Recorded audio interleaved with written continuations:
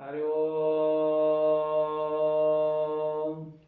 श्रीमद्भगवद्गीता उपनिषत्सु ब्रह्म विद्यायां योगशास्त्रे श्रीकृष्णार्जुन संवादे श्री विनायक चविति पंడుగ సందర్భంలో గీతా మహాత్మ్యము చదువుతున్నది పాలోజు విష్ణుమూర్తి రిటైర్డ్ ప్రధానోపాధ్యాయులు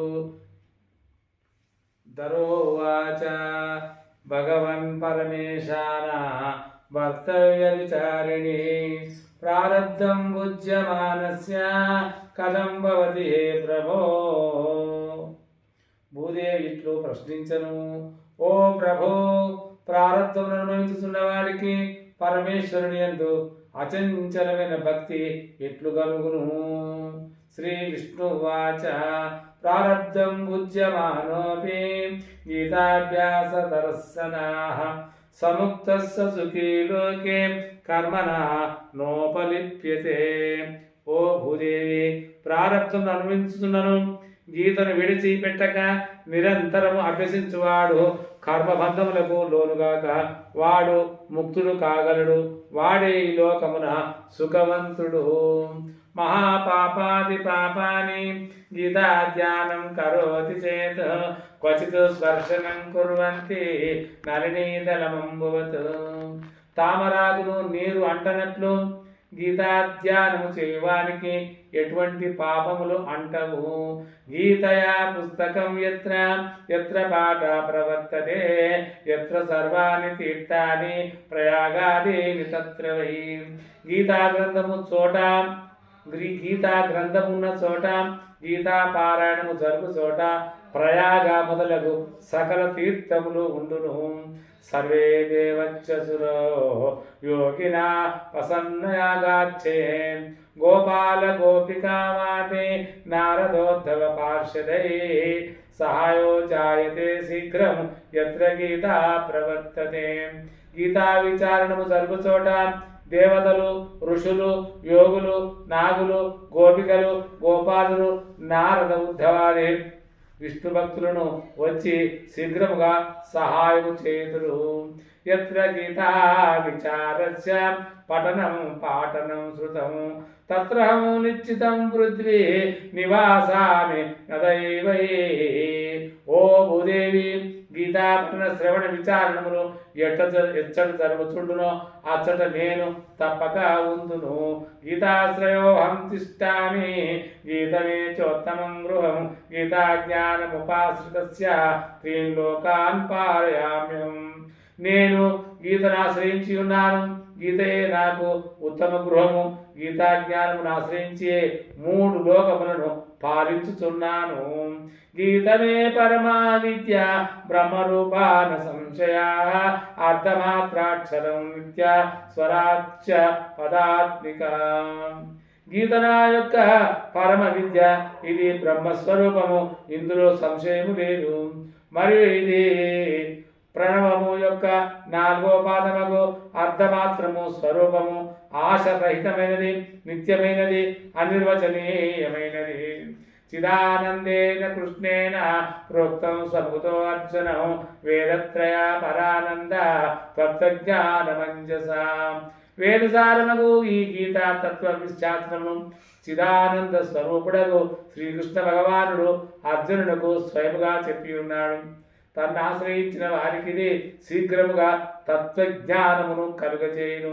యో శాస్త్రాన్యజపే నిత్యం నరో నిశ్చల మానస జ్ఞాన సిద్ధిం లభతే తతో యాతి పరం పదం.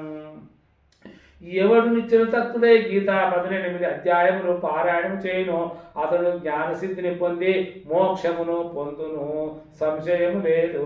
పాఠే సమర్థ సంపూర్ణే తదర్థం పాఠమాచరేత్ తదా గోదాన జనం పుణ్యం లభతే నాస్తు సంశయా. గీతను మొత్తము చదవలేని వారు సగభాగమైన అంటే 9 భాగములను చదవలను. వారికి గోదానము చేసిన పుణ్యము కలుగును. ఈ విధమున సందేహము లేదు. త్రిభాగం పఠమానస్తు గంగస్నానం లభేతు షడంశం జపమానస్తు సోమయాగ ఫలం లభేతు. గీత యొక్క 3వ అధ్యాయము 3 భాగములు అధ్యాయములు పారాయణం చేయవారికి గంగ స్నాన ఫలము కలుగును. 6వ భాగం అనగా 3 భాగములు పారాయణం చేయని వారికి సోమయాగ ఫలము లభించును. ఏకాధ్యాయంతు యో నిత్యం పఠతే భక్తి సంయుత రుద్రలోకమవాప్నోతి గణో భూత్వా వసేచ్చిరం. ఒక అధ్యాయమును నిత్యము భక్తితో పఠించువాడు రుద్రగణములో కూడి రుద్రలోకమున వసించును. అధ్యాయ శ్లోకపాదం వా నిత్యం పఠతే నరాః సయాతి నర్తాం యావత్ మనుకాలం వసుంధరే. ఓ భూదేవి, ఒక అధ్యాయమునందరి శ్లోకం యొక్క 4వ భాగము అంటే ఒక చరణమును ఎవడు సత్యముగా ఉండి పారాయణము చేయును అతడు మన్వంతర కాలము గొప్పదగు మానవ జన్మములనే పొందుచుండును.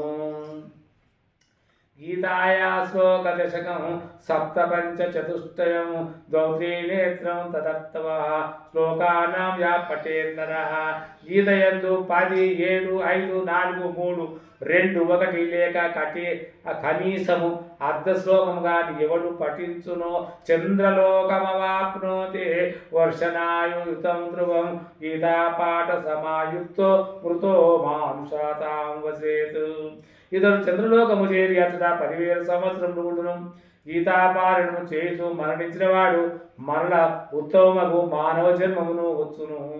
గీతాభ్యాసం పునః కృత్వా లభతే ముక్తిముత్తమాం గేతుచ్చార సంయుక్తో ప్రియమానో గతిం లభేతు. 1000 ఏళ్ల గీతాభ్యాసకి ముక్తి కరతల అమలకము. గీతను స్మరిస్తూ మరణించిన వాడు సద్గతియే పొందును. గీతార్థ శ్రవణానసక్తో మహాపాపావిదో ఆత్మా వైకుంఠం వాప్నోతి విష్ణునా సహమోదతే. ఎంతటి పాపాత్ముడైనను గీతమును వినుట అంత ఆసక్తి కలిగి ఉండును అతడు వైకుంఠమును చేరి విష్ణువుతో సహా ఆనందమును అనుభవించుచుండును. గీతార్థ ధ్యాయతే నిత్యం కృత్వా కర్మాణి పూరుషః జీవన్ముక్తుస్స విజ్ఞేయో దేయంతే పరమం పదం.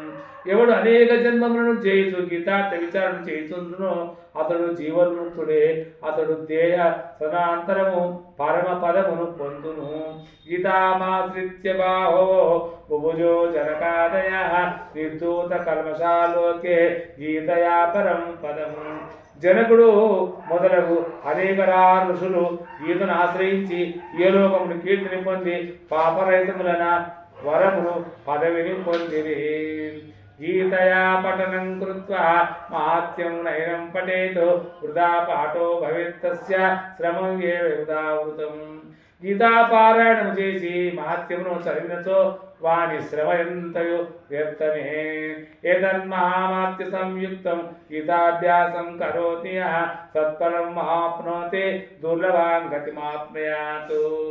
సూతుడు ఈ విధంగా పలికిన ఓ శౌనకాది మహాములారా, చెప్పి తిని దీనిని గీతాపారాయణం అనంతరము మయా ప్రోక్తం సనాతనం గీతాంతే చ పఠేద్యస్తు యద్యుక్తము తత్ఫలం లభేత్.